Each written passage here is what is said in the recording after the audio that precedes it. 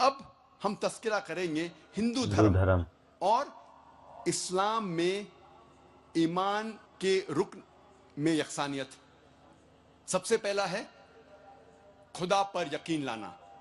बिल्कुल सही बात। हम तस्करा करेंगे खुदा पे यकीन हिंदू रखना। धर्म में खुदा का तसव्वुर क्या है। जब हम कोई आम हिंदू से पूछते हैं आप कितने खुदाओं में मानते हैं, कुछ कहेंगे 3 खुदा, कुछ कहेंगे 10, कुछ कहेंगे 100, कुछ कहेंगे 1000 और कुछ कहेंगे 33 करोड़। लेकिन जब हम एक हिंदू पंडित से पूछते हैं, वो हिंदू से जो हे हाय हेलो नमस्कार सत श्री अकाल जी, अस्सलाम वालेकुम। फिर नई वीडियो के साथ रिएक्शन करने के लिए की इबादत करना चाहिए, लेकिन आम हिंदू एक फिलॉसफी में मानता है जिसे कहते हैं एक ही पैंथीइज्म। मानना चाहिए। पैंथीइज्म की मानी आम हिंदू समझता है सब कुछ खुदा है। पेड़ खुदा है, इंसान खुदा है, सूरज खुदा है, चांद खुदा है, सांप खुदा है। हम मुसलमान समझते हैं कि सब कुछ खुदा का है। पेड़ खुदा का है, इंसान खुदा का है, सूरज खुदा सब का चीज है, को खुदा चांद मानना। खुदा का है, सांप खुदा का है। अहम फर्क हिंदू और मुसलमान में है। एक खुदा। आम हिंदू कहते सही बात। हैं सब कुछ खुदा है, हम मुसलमान कहते हैं सब कुछ खुदा का है। सिर्फ एक अहम फर्क है का। अगर हम इस का के फर्क को मिटा लेंगे तो खुदा का हिंदू है। और मुस्लिम एक हो जाएंगे। कैसे करना चाहिए? जिस तरीके से खुदा का कुरान में फर्क। लिखा हुआ है, सूरह अल इमरान में सूरह नंबर 3 आयत नंबर 64 में, तालो इला कलमतिन सवाइम बैना बैनकुम, आओ हम उस बात की तरफ जो आप और हम में यकसा है। सबसे पहली बात है अल्लाह नाबुदा इल्लल्लाह, हम सिर्फ एक ही खुदा की इबादत करें। अब हम तस्किरा करेंगे हिंदू मजहब, हिंदू धर्म की किताबें क्या कहती है खुदा के बारे में। एक अहम किताब हिंदू मजहब की है उपनिषद। यह है उपनिषद। जब हम उपनिषद पढ़ते ये हैं, चीज जानते लिखा हुआ है छंदोग्य उपनिषद में पाठ नंबर 6 भाग नंबर 2 श्लोका नंबर 1 में एकम एविदित्यम, ये संस्कृत श्लोक है जिसके मानी है भगवान एक ही है, दूसरा नहीं है। लिखा हुआ है श्वेता श्वेतारोपनिषद में पाठ नंबर 6 श्लोका नंबर 9 में नाचस्य दूसरा नहीं कसिज है। जनिता न चदीपा, जिसके मानी है उस भगवान, उस खुदा का कोई भी रब नहीं है। उस खुदा, उस भगवान का कोई भी वालदेन नहीं है, ना पिता है ना माता है, ना बाप है ना मां है, कोई भी रखवाला नहीं है। लिखा हुआ है कोई रब श्वेता नहीं है। श्वेतार उपनिषद में पाठ नंबर 4 में श्लोक नंबर 19 में न तस्य प्रतिमा अस्ति, उस भगवान, कोई उस नहीं। खुदा की कोई भी प्रतिमा नहीं है। प्रतिमा की मानी अक्स, स्टैच्यू, स्कल्पचर, फोटोग्राफ, पेंटिंग, ये सब प्रतिमा की मानी है। उस भगवान, उस खुदा का कोई भी प्रतिमा नहीं है। ना कोई तस्वीर है, ना कोई स्कल्पचर है, ना कोई स्टैच्यू है, ना कोई बुद्ध है, ना कोई पेंटिंग है। लिखा हुआ है भगवत गीता में, जो सबसे ज्यादा पढ़ी जाने वाली किताब है। भगवत गीता में भगवान का तस्वुर है पाठ नंबर 7 में श्लोका नंबर 20 में, all those whose intelligence has been stolen by material desires they worship demigods। जो पैसे के पीछे भागता है वो गलत खुदाओं की पूजा करता है।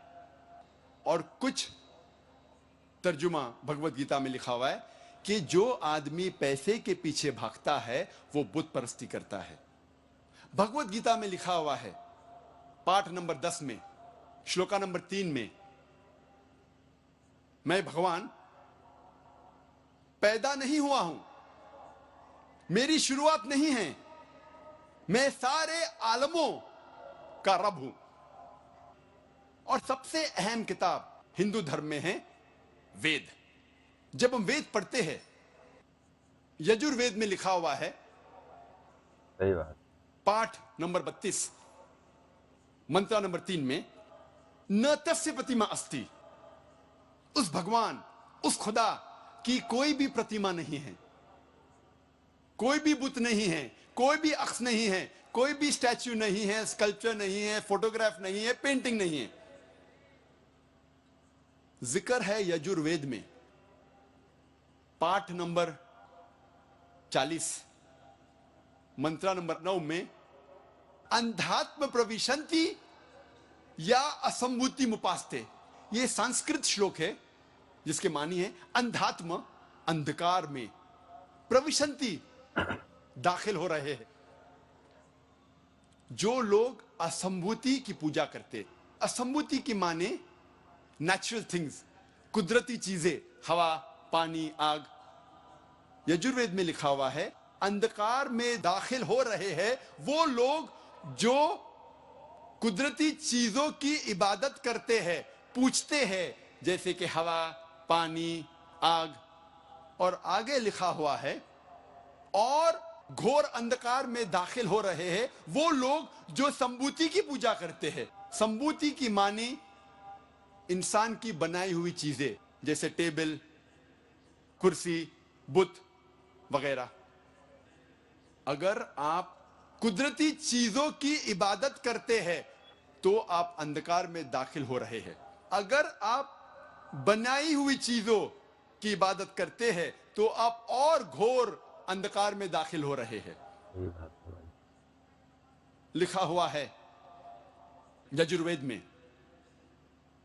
पाठ नंबर 40 मंत्र नंबर 8 में, उस भगवान का कोई भी अक्स नहीं है और वो पाक है।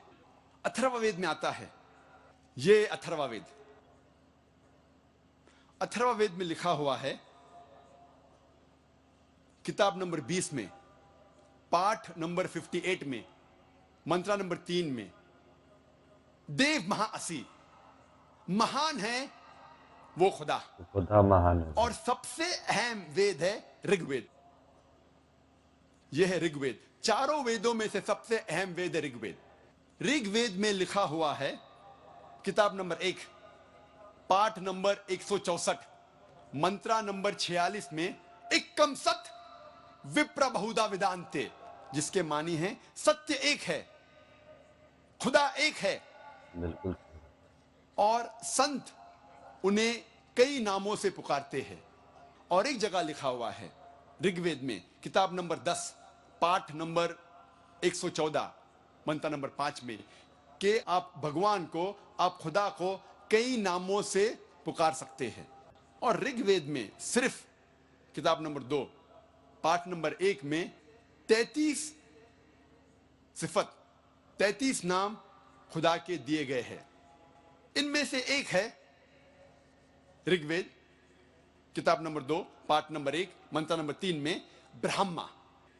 ब्रह्मा कहते हैं अंग्रेजी में क्रिएटर। जब हिंदी में कहते हैं इसे कहते हैं बनाने वाला। और जब उर्दू या अरबी में कहते हैं इसे कहते हैं खालिक। हम मुसलमानों को कोई एतराज नहीं अगर कोई अल्लाह को खालिक कह रहा है या बनाने वाला कह रहा है या क्रिएटर पुकार रहा है। लेकिन अगर कोई शख्स कहता है कि ब्रह्मा वो है और उसको एक अक्स देता है, एक प्रतिमा देता है और कहता है कि उसके 4 सिर है और हर सिर पे एक मुखट है, तो हम मुसलमान इस पर एतराज करते हैं। और आप श्वेता सितारा उपनिषद पाठ नंबर 4 श्लोक नंबर 19 के खिलाफ जा रहे हैं, जिसमें लिखा हुआ है न तस्य प्रतिमा अस्ति, उस खुदा, उस भगवान का कोई भी प्रतिमा नहीं है। और एक नाम ऋग्वेद किताब नंबर 2 पाठ नंबर 1 मंत्र नंबर 3 में है विष्णु। विष्णु अंग्रेजी में है सस्टेनर, चेरिशर। हिंदी में हम कहेंगे पालने वाला, उर्दू या अरबी में कहेंगे रब। हम मुसलमानों को कोई एतराज नहीं अगर कोई कहता है कि अल्लाह रब है या पालने वाला है या चेरिश या सस्टेनर है, लेकिन अगर कोई शख्स विष्णु को कोई अक्स देता है, कोई प्रतिमा देता है और कहता है कि विष्णु वो खुदा है जिसके 4 हाथ है, एक हाथ में है चक्रा, दूसरे हाथ में है शंख, और वो पानी पे जा रहा है सांप के ऊपर या हवा में उड़ रहा है गरुड़ा पे, हम मुसलमान इस पर एतराज करते हैं। और आप यजुर्वेद पाठ नंबर 32 मंत्रा नंबर 3 के खिलाफ जा रहे हैं, जिसमें लिखा हुआ है न तस्य प्रतिमा अस्ति, उस खुदा उस भगवान की कोई भी प्रतिमा नहीं है। ऋग्वेद में लिखा हुआ है